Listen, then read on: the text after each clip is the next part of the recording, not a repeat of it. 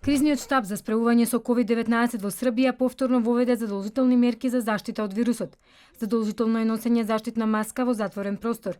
Во јавниот градски превоз повторно се ограничува групното собирање, се лимитира бројот на присутни на настани во затворен простор.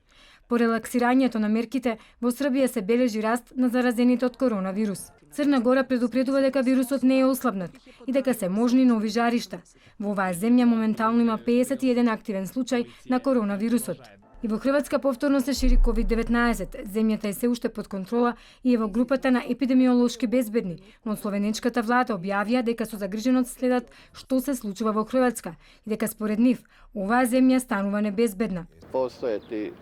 Постојат нови случаи на ново заразени, постојат жаришта.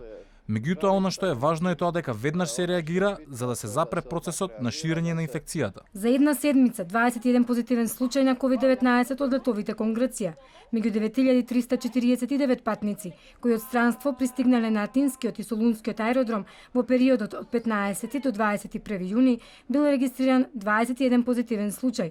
Додека пак од граничниот премин со Бугарија имало 5 лица заразени со коронавирусот. Растот на луѓе заразени со COVID-19 го вклучи алармот и во Кипар.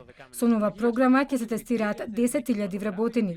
Во конкретната група се вклучени вработените во библиотеките, музеите, во трговските центри, во хотелите, фитнес центрите, како и во угостителските објекти. И во Германија расте бројката новозаразени со COVID-19. Над 7.000 луѓе во северозападниот дел од земјата се ставени во карантин заради појавата на коронавирус во кланица.